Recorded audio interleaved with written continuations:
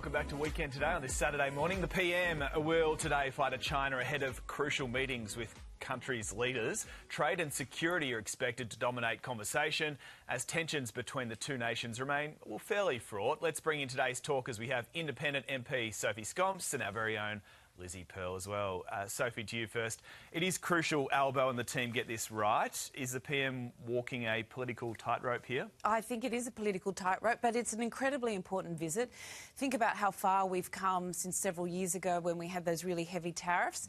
So it's a great opportunity to build that relationship, raise the important issues that need to be raised, Dr Yang, of course, and our trade. Yes. And also, while they're doing that panda diplomacy, perhaps raise the fact that they circumnavigated Australia with their warships. Well, speaking of navigation, he has to navigate a bit of a tightrope uncertainty around Donald Trump. Lizzie, will our closest ally in America be keeping close tabs on this meeting, do you think? Look, I think so. And this is a very long trip. It's 6 days that Anthony Albanese is going to China for. So that says a lot about the importance that Australia is putting on this visit. And this is all happening while Anthony Albanese is yet to secure a meeting with Donald Trump, yet to even secure a date for a meeting with Donald Trump. We know Donald Trump does value loyalty in his allies, and what he's going to make of this long trip by Anthony Albanese to China, we'll have to wait and see. Look, I've been on these trade missions to China. I went on one about 10 years ago before,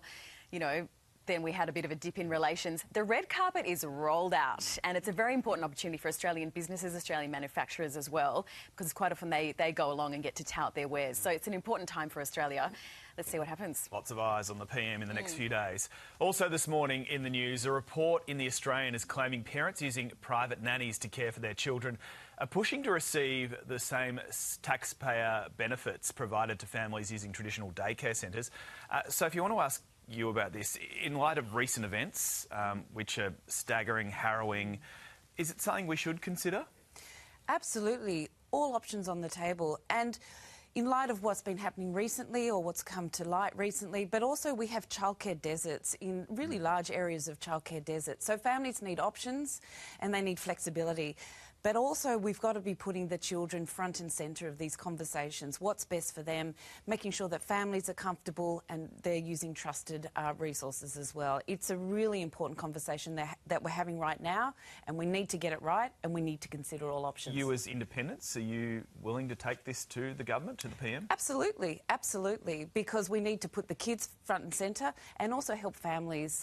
We know that families are relying on 2 incomes these days in the cost of living crisis.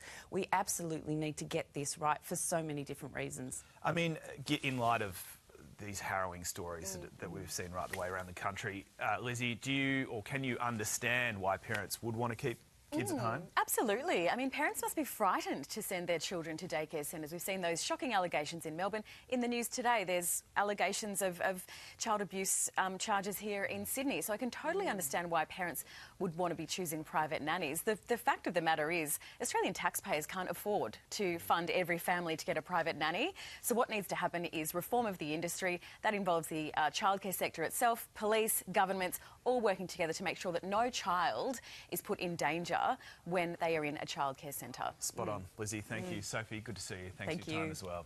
Ali.